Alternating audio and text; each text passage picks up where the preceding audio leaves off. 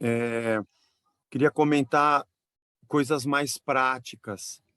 Tem ensinamentos profundos, sim, da ressignificação da fé, mas tem também as coisas práticas da nossa vida como igreja, né, como gente do evangelho. Eu vou ler na revista atualizada, né, a minha Bíblia é RA. Por isso, santos irmãos, que participais da vocação celestial, considerai atentamente o apóstolo e sumo sacerdote da nossa confissão, Jesus.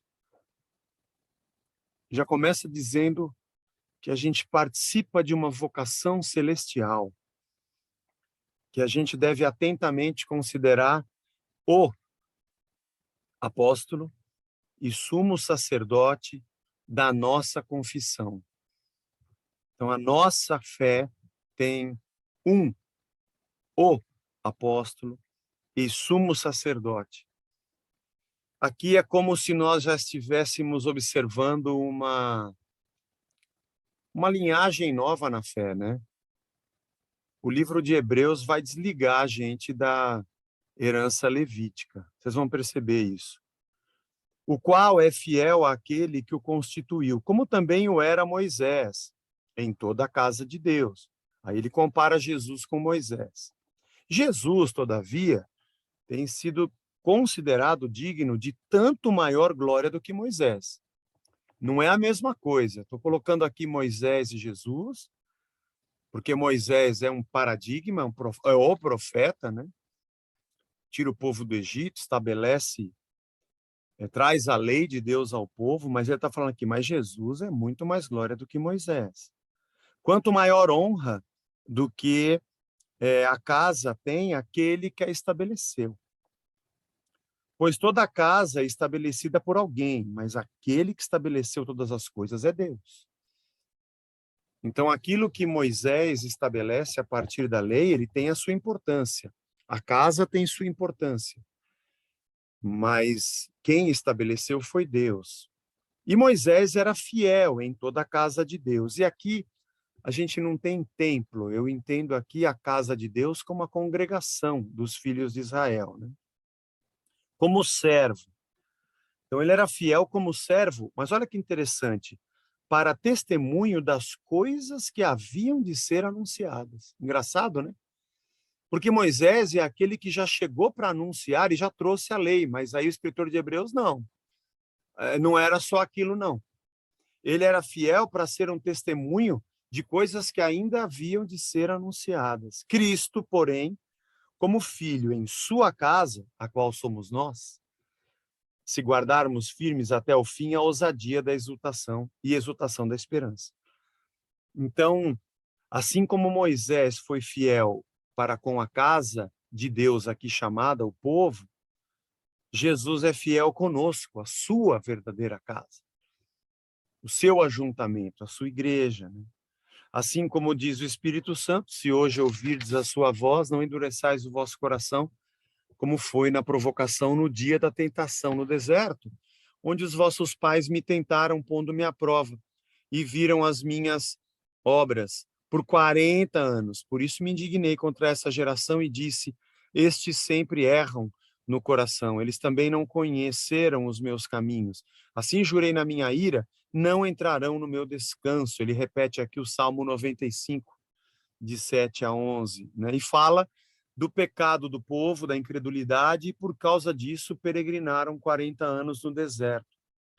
Tende cuidado, irmão, jamais aconteça haver em qualquer de vós perverso coração de incredulidade que vos afaste do Deus vivo. Pelo contrário, exortai-vos mutuamente cada dia durante o tempo que se chama hoje, a fim de que nenhum de vós seja endurecido pelo engano do pecado, porque nos temos tornado participantes de Cristo, se de fato guardamos firmes até o fim a confiança que desde o princípio tivemos.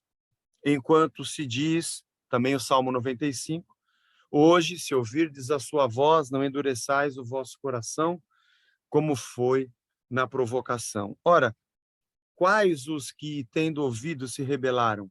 Não foram, de fato, todos os que saíram do Egito por intermédio de Moisés?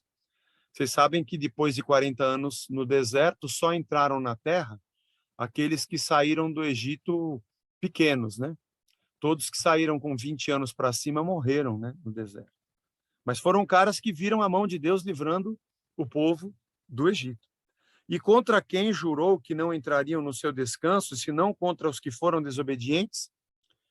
Vemos, pois, que não puderam entrar por causa da incredulidade. Essa narração está lá em Números 14, né? Eu acho o livro de Hebreus ele é muito assim muito paulatino, para não dizer que ele é de Paulo. Passo a passo, ele vai construindo uma ideia para ressignificar a fé veterotestamentária agora em Cristo. Essa comparação entre Jesus e Moisés já é uma afronta, né, para quem seguia o judaísmo segundo a lei de Moisés. Como assim esse Jesus é maior do que Moisés? Ele é maior do que Moisés. Ele é o apóstolo, o enviado, a palavra, o apostelo, o verbo apostelo é o enviar, e o apóstoles é o enviado, e o sumo sacerdote, ele é o que está no topo da nossa fé. Ele já falou a respeito disso no capítulo 2, já vinha dizendo sobre esse sacerdócio. Devagar, ele está introduzindo a ideia de que o centro, vamos lá, a base da nossa fé é Cristo, o centro da nossa fé é Cristo, e quem está por cima da nossa fé é Cristo. Nós só temos um foco, nós só temos uma mensagem, nós temos Cristo. Já Moisés, e é interessante ele voltar para Moisés, falando que ele era fiel na casa de Deus, num período que não havia templo. Ele poderia ter falado aqui de Davi, de Salomão, talvez ele pudesse estar falando aqui de Arão, já com respeito ao templo. Mas ele faz isso antes, né? Isso já começa com uma ideia de que a casa de Deus não é um templo. Acho que é uma boa lição para todos nós aqui, né? O povo de Deus é a igreja é o ajuntamento, a igreja é a assembleia. A igreja é a união de todos os templos, porque nós somos o santuário do Espírito. Então, quando todos os santuários se reúnem, quando todos os templos se reúnem, isso é a igreja.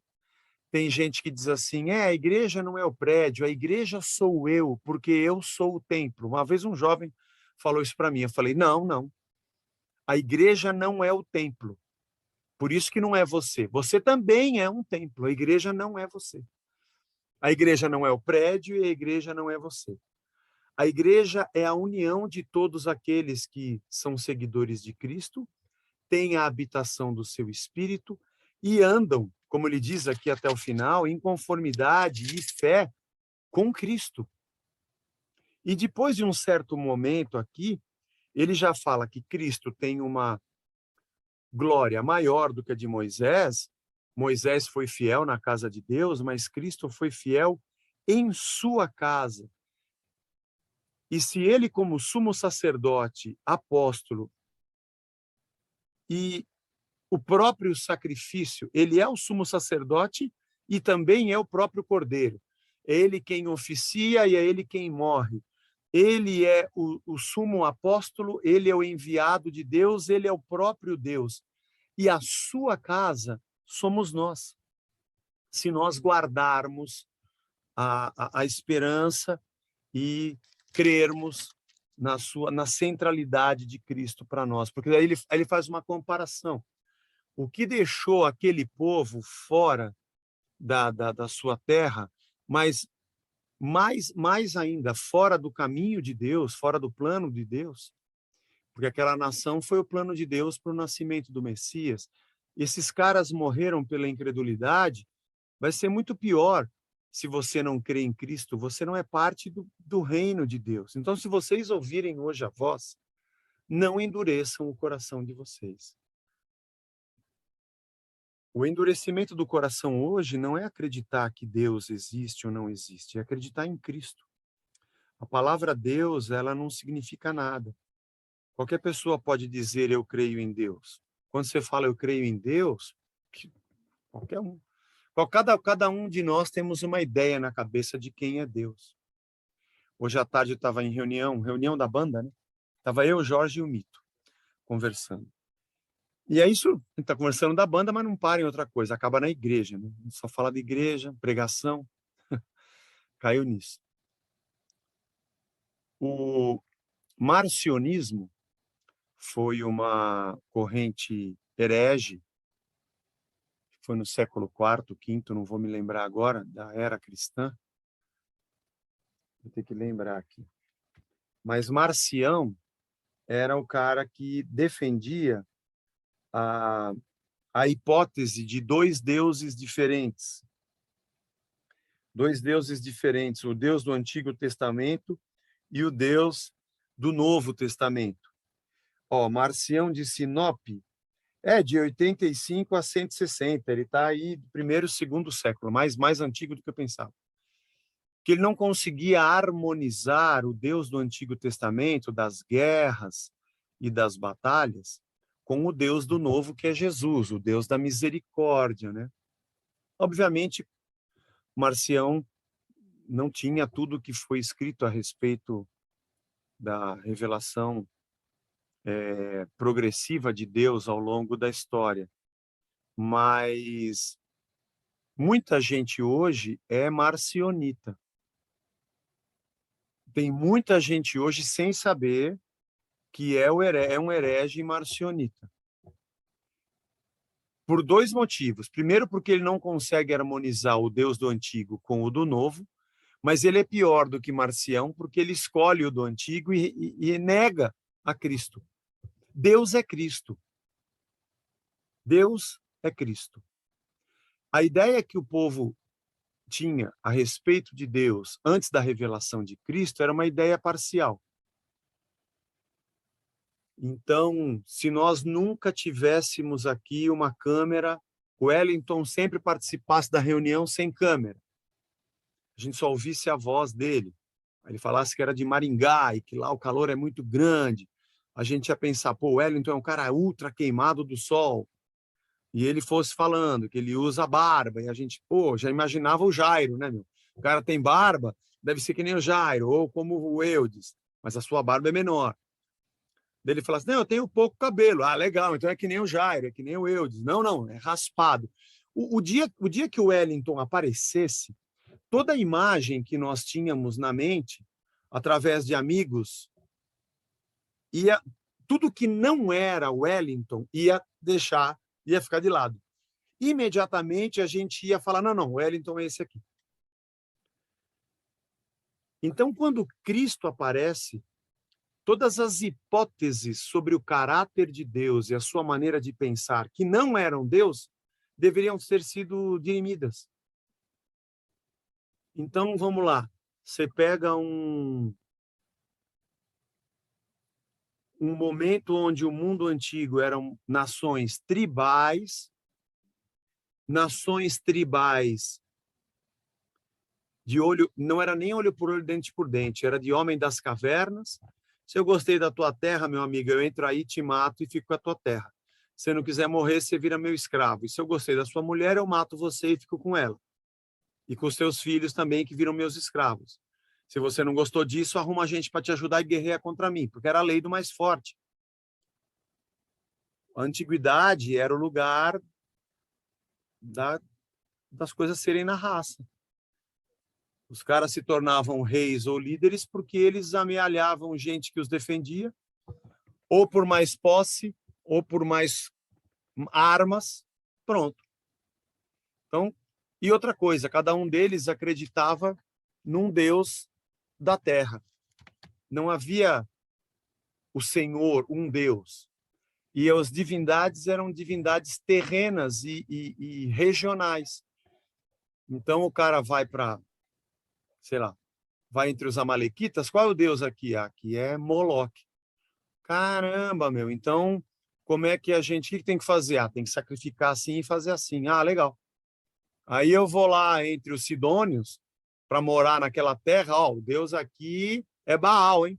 Caramba, como é que faz aí com Baal? Baal gosta disso, disso, daquilo. E a pessoa, então, oferecia. Não havia louvor, adoração, palavra, submissão, transformação de ser. Não. Eu faço a minha oferenda para o Deus dessa terra cuidar de mim. A primeira ideia de um único Deus, Deus sobre os deuses, quem traz é o povo de Israel, que não era um Deus territorial, era o verdadeiro, era o criador de todas as coisas, né? Então Deus dizia: quando vocês chegarem na terra, não dá para vocês brincarem, porque se vocês não exterminarem quem está lá, eles vão exterminar vocês. Ponto. Deus tinha que transitar no meio da maldade dos homens sanguinários. Aqui é a lei do mais forte. E outra coisa, vocês não podem se misturar com outros povos, não mistura. Porque se misturar, vocês vão deixar de crer em mim. Não tinha habitação do Espírito, nem Bíblia, nem música gospel, nem pastor pregando. E nem gente que sabia ler, e nem texto, cada um em casa fazendo devocional. E nem internet. O cara vê um outro Deus, serve outro Deus, e o plano de Deus de nascer um filho daquele povo, na plenitude dos tempos, ia demorar para chegar, e a gente entende que a plenitude dos tempos é o período greco-romano. Então, esse povo tinha que ser preservado por uma lei, por uma regra, e ou você mata ou você morre. Mas mesmo assim, Raabe, a prostituta, foi poupada. A lei dizia que eles deveriam cuidar do órfão, da viúva, do pobre e do estrangeiro, porque se o estrangeiro se convertesse, virava um prosélito e ele não deveria ser morto, porque a ideia de Deus não era matar. Deus já havia dito desde Caim que se ele agisse bem, o pecado estaria à porta, mas ele tinha que dominá-lo, mas ele acaba matando o irmão. No Decálogo, o segundo mandamento é não matarás. Então, a ética de Deus sempre foi a da misericórdia e da graça. E Deus, eu até ouvi uma vez uma pessoa falando que o olho por olho, dente por dente, era mais ou menos assim, vamos criar uma regra aqui, porque se o cara fura o teu olho, você arranca a cabeça dele. Não, não dá. Vamos fazer pelo menos a justiça de se ele arrancar teu olho, você arranca o dele. Pô, o cara quebrou o seu dente, você foi lá e matou o filho dele. Não, não. Se ele arrancar o teu dente, o máximo que você pode fazer é arrancar o do outro. Não era uma lei para dar vingança, era para tentar colocar um pouco de justiça onde não havia regra. Mas, obviamente, que você vê com o passar do tempo, quando começam a surgir os profetas, você vê muita chamada à santidade, né? As palavras dos profetas são exortação à santidade e obediência.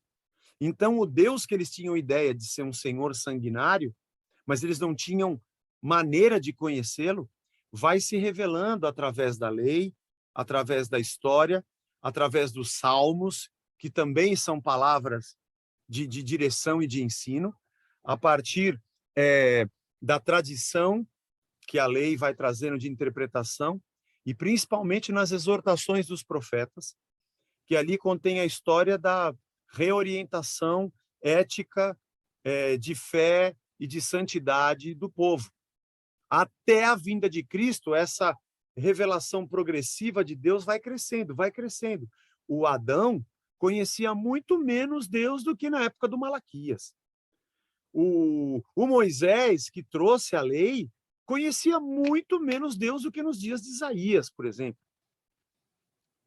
E por quê? Porque a revelação progressiva vai acontecendo. Quando Cristo aparece, a gente chega no ápice da revelação de Deus para os homens. Aí, quando Cristo aparece, todas as ideias do que não era Deus e de que não, como a gente deu o exemplo aqui do Wellington, se tornam claras. Ah, agora deu para entender. Ainda mais porque ele se manifesta em carne, a gente sabe exatamente como é que a gente tem que viver. E exatamente como Deus é, em amor, graça, misericórdia, generosidade, justiça, paz, mansidão, e etc, etc, etc. Portanto, fechando aqui a explicação, quando a gente pensa em Deus, a gente pensa em Cristo. Porque ele é o Emanuel, o Deus conosco. Deus é Espírito. Está em João capítulo 1. ninguém jamais viu a Deus. Acho que é o verso 18, 17, 19, 14, sei lá. Ninguém jamais viu a Deus, mas o Filho, que estava no seio do Pai, nos revelou. Então, os caras de hoje que pregam um Deus do Antigo Testamento, que não é Cristo e que não tem a imagem de Cristo, ele é um marcionita. Ele separou o Deus do Velho do Deus do Novo, mas pior do que isso, ele deu continuidade, ele piorou a teoria de Marcião, porque ele nega Cristo e a misericórdia e aceita um Deus que não existe, de ódio, raiva, sanguinário, e de escolhas aleatórias, de violência, que absolutamente nunca foi a ideia de Deus. Porque mesmo se ele observasse com perspicácia a lei e os profetas, nem no Antigo ele acharia essa imagem do Deus violento. Mas como nem isso se examina, se perde tudo. O que eu poderia concluir disso tudo, gente? É que nossas comunidades têm que ser cristocêntricas. Só tem uma mensagem que a gente tem: Cristo. Mesmo que você leia as páginas do Antigo Testamento, eu só consigo ler as páginas do Antigo com Cristo na minha mente. Então, se eu abrir qualquer texto do Antigo Testamento, a visão de Daniel no capítulo 10, tá? Porque abri aleatoriamente. Ele está falando aqui sobre a revelação que ele teve nos dias do rei da Pérsia, que era Daniel, aliás, que era Belsassar, o nome Daniel, o rei lá era sírio. E ele fala que ficou em jejum, tal, levantou os olhos, e aí teve uma visão, que mais? Apareceu o anjo, teve um anjo que apareceu aqui, tocou nele, ele ficou de pé, e o anjo trouxe a revelação de que viria o príncipe da Pérsia, ele estava lutando, o Miguel, depois viria o príncipe da Grécia, que era o outro reino que viria, mas que viria Miguel, e depois o capítulo 11, vai falando dos reinos aqui, né? Até chegar no 12, no tempo do fim. O verdadeiro reino que vai vir é o reino de Deus. É Cristo. Legal. Teve o período teve o período babilônico, Daniel. Os medos, período medo-persa, período de Ciro, Dario. Depois veio o período dos gregos, Alexandre o Grande, está profetizado. As tetrarquias, chega a Roma, que aliás é o grande reino que ele diz aqui que se levanta, mas o reino que virá por fim é o reino de Cristo. Que legal, eu não consigo ler Daniel sem imaginar isso. Concluir a profecia de Daniel em Jesus. Ou qualquer outra coisa, ou qualquer salmo que eu leia, ou qualquer livro que eu leia, os reis de Israel, aqui, a aliança de Josafá e Acabe. Isso aqui foi terrível, né? Mas é o que não deveria ter acontecido. Você vai percebendo que só tem Cristo na palavra de Deus. Tudo que não é Cristo não é. Pode ser histórico, pode ser cultural, pode ser sazonal, momentâneo, transitório, mas se não é Cristo, não é Deus. Porque não há dois deuses, só há um. Só há um Jesus, só há um Deus, que é o Cristo encarnado, que na plenitude dos tempos nós tivemos. Deixa eu ligar meu computador, está acabando a bateria aqui. Que na plenitude dos tempos ele se manifestou e vimos a sua glória, como a do unigênito do Pai. Então nós vimos Deus em Cristo. Então nossas comunidades têm que ser cristocêntricas. Eu só prego o evangelho, não importa se eu estou lendo um texto do Novo ou do Velho, da Velha Aliança. A Velha Aliança aponta para a Nova, e se ela é velha é porque ela já acabou. Então, a imagem de Cristo é tudo que a gente precisa, e é só o que a gente precisa. Quando alguém me pergunta se eu não prego o velho, eu digo, não existe isso. Como assim pregar o velho? Só existe pregar a Cristo. Ide por todo mundo e pregai o evangelho. Qualquer texto que eu possa até me apoiar. Aliás, o próprio escritor de Hebreus aqui citou o Salmo 95 2 vezes, citou Números 14, citou Números 12 também no começo, no versículo 2, quando falou de Moisés. O próprio escritor de Hebreus não tinha um livro de Hebreus escrito quando ele escreveu, foi ele que escreveu. Ele escreveu Hebreus lendo Números e lendo Salmos, porque Salmos e Números falam sobre Cristo. e não sobre Moisés. Não era sobre ele. Ele era um personagem transitório. Isso tem que ficar muito, mas muito claro na nossa cabeça, galera. Porque nós vemos muita gente acreditando em santo, né? Devoto de Santo Agostinho, mas Agostinho era um homem de Deus, né? Mas não é santo. Devoto de São Firmino, devoto de Santa Marcelina, devoto de São Judas Tadeu, devoto de Davi, aí são os evangélicos, né? Já na ala dos evangélicos, devotos de Salomão, devotos de Moisés, né? Que fazem tudo para imitar, copiar, receber a mesma unção, ter o mesmo poder, e não entenderam que eram figuras transitórias. Nossas igrejas têm que ser cristocêntricas. A gente só pode pregar e falar sobre Cristo. Nós não temos autorização para falar sobre ídolos da terra. Nós não temos autorização para falarmos sobre ídolos da terra, só sobre o Senhor, e o Senhor é Cristo. Só Cristo. Rejeitá-lo é rejeitar a vida, é rejeitar o reino de Deus.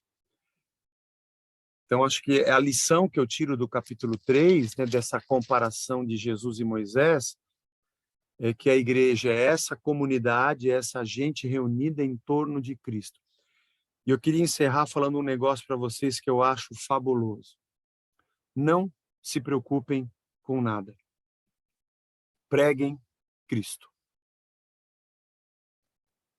Preguem Cristo. Falem do amor de Cristo, daquilo que Cristo disse.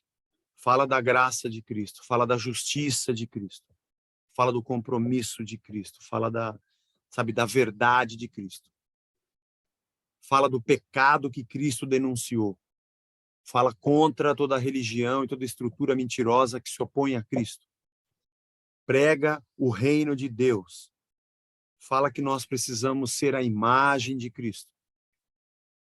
Ontem eu preguei sobre isso, né? Nós temos que ter a nossa lâmpada acesa, tá cingidos, esperando o Senhor na sua volta, prontos, porque nós somos servos de Cristo, filhos da luz.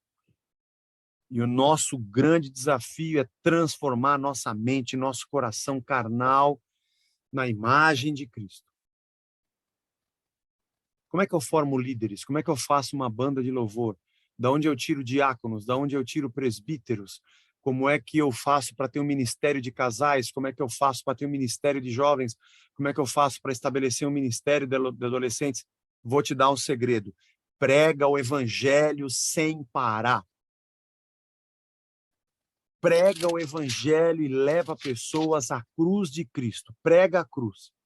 Porque o primeiro versículo desse capítulo diz que nós somos participantes da vocação celestial. Os céus vão vocacionar pessoas a partir do evangelho de Cristo. Nossa igreja completou 12 anos. Vai por mim. Nós começamos com a mão na frente, outra atrás, sem saber muita coisa, pregando o evangelho.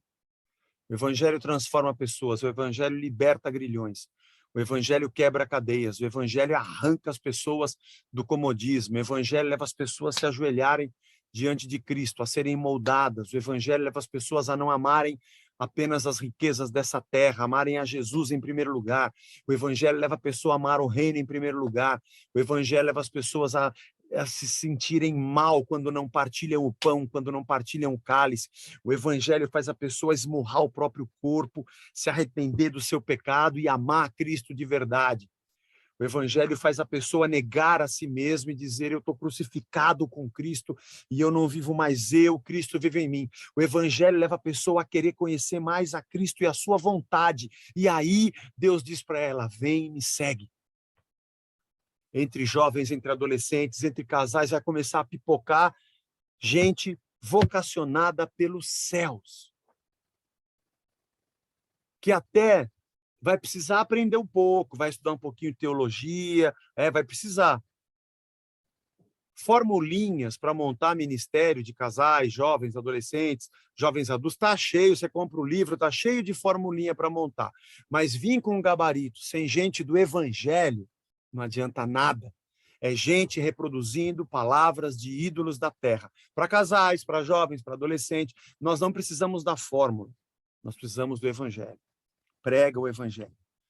As comunidades de vocês vão crescer em torno do evangelho. Fala do evangelho. O cara que era drogado não vai ser mais, vai querer ajudar a tirar a gente da Cracolândia e a querer aconselhar os caras do bairro onde você tem a igreja para sair das drogas. Deus já levantou ministro, já levantou ministério. Ele pode fazer um curso, ele pode se aprimorar, mas a coisa mais importante ele já tem, o evangelho. Vai ter um casal que vai ter o coração tocado, porque eles convidam um para ir na casa dele comer pizza, convida o outro, daqui a pouco você viu que eles são um líder de casais, eles agregam pessoas, eles vão estudar, eles vão se preparar, mas eles estão cheios do evangelho.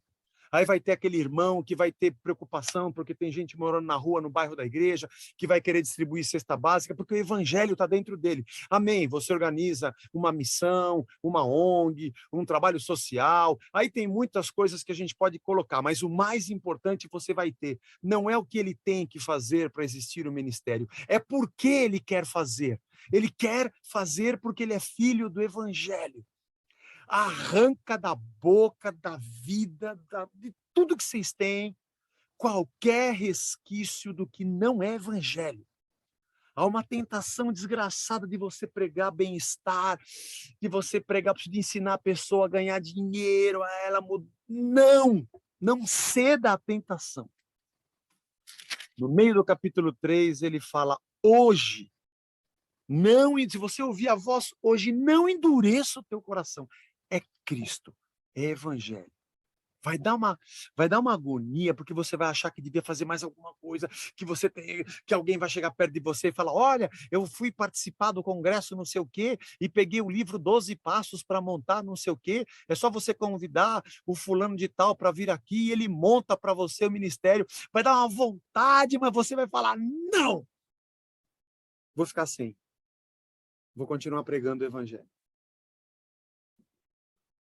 Não tenha pressa de querer fazer o que Deus ainda não fez. Não tenha pressa de querer criar coisas que Deus ainda não criou. Aquele ministério eu fiz de tudo, ensinei, fiz congresso, fiz não sei o quê, trouxe o fulano, fiz unção, mas não anda. Não é que não anda. Não tem alguém ali vocacionado pelo evangelho. Tem um reprodutor de sistema. Evangelho, evangelho, evangelho. A vida de Cristo para a gente. Se a gente não fizer isso, a gente vai morrer. A igreja está morrendo. Eu vou encerrar agora dizendo que alguns domingos eu saio da igreja e eu falo, Senhor, é isso mesmo, né? Porque muita gente me fala, nossa, Zé, cada vez que eu venho no culto aqui, parece que eu levei uma surra, mas a gente aprende muito.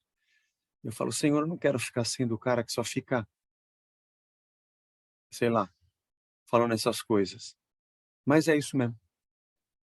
O evangelho me bota no meu lugar. E sabe o que é mais incrível? É que as pessoas voltam. Ao invés de ir no lugar que fica enchendo a bola dela, dizendo que ela vai prosperar, ela quer ir no lugar que diga que ela precisa de Cristo e que ela precisa se arrepender. Ela escolheu o evangelho. Ela escolheu aprender. Ela escolheu ser uma nova criatura. Não ter novos bens. Ser uma nova criatura. E esse é um mistério. É o mistério da comunidade que floresce a partir do evangelho. O púlpito é forte. Vai no evangelho. Só Cristo. Só Cristo. E quando você menos perceber, você vai ter o florescimento de vidas de gente curada, liberta, vocacionada. E sabe quem fez? Nem eu, nem você. O evangelho. Nós só fomos fiéis crendo no evangelho. Se eu creio no evangelho, que ele é o poder de Deus, eu vou pregar o evangelho. Aliás, muitos de nós aqui provavelmente passamos e saímos de igrejas com muita estrutura, com muitos líderes, organização, crachás, curso de lideranças, metodologia, mas você não tinha vida. Colocaram a carroça na frente dos cavalos, mas o evangelho não estava lá. Música bonita, gente bem cheirosa, mas quando ia toda a estrutura pronta, mas o conteúdo não tinha Cristo. Aí tudo aquilo é morto. Não se preocupe com o que você tem e com o que você não tem. Eu não tenho, eu deixei de ter essa preocupação. Se alguém me pergunta, na Casa da Rocha já tem o ministério de... Não, não tem. Ah, e você quer saber como é que monta? Não, não quero saber como é que monta. Porque eu conheço uma pessoa, obrigado. Mas por que você não quer ter? Não, não é que eu não quero ter. Nós não temos porque nós não temos. E eu não... Agora, e quando aparece alguém com esse problema? Eu atendo, eu aconselho, os outros pastores também. Mas não temos ainda organizado. Aliás, nós descobrimos, semana passada, numa reunião antes do Carnaval, de que tem um departamento nosso que nós vamos extinguir. Porque ele aconteceu por uma necessidade de um grupo de pessoas que nem estão mais e que aquele grupo não tem razão de ser. Essas pessoas podem ser absorvidas em outros grupos e nós estamos só fazendo reuniões para dizer que continua besteira, não precisa. A gente vai ter a reunião dos irmãos que são idosos se nós tivermos idosos. Não fica tentando inventar a gente. Não vão baixar a idade, faz a partir de 50 que eles viram idosos, aí, mas eles não querem participar dessa reunião. E nós não temos que mostrar nada. Nós não temos que mostrar, não tem que mostrar nada. Visão, projeto, nada. No projeto seu de igreja, não tem projeto nenhum de igreja. Eu prego o evangelho. E o Senhor acrescenta a cada dia aqueles que vão sendo salvos, vocaciona. Meu maior trabalho hoje é tentar ser sensível a quem Deus está vocacionando. A tentar perceber tudo o que acontece no movimento da comunidade. Olha aquela pessoa, como ela se dedica. Olha aquele como ama, olha aquele como abraça. Aquela ali, acho que tem uma vocação para trabalhar aqui. Você gostaria de se envolver? Ah, eu gostaria demais, porque eu amo isso. Deus está levantando. Deus está fazendo florescer. A gente só organiza. A gente prega o evangelho e depois a gente vai organizando. Aí a gente vai ensinando.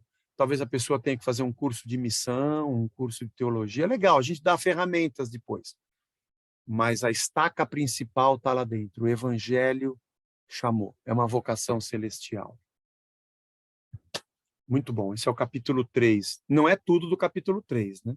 Não é um estudo sistemático nem teológico do capítulo 3, mas é uma boa aplicação do capítulo 3 para a nossa eclesiologia aí. Vamos lá para o nosso papo. Quem quiser falar ou perguntar, como quiser.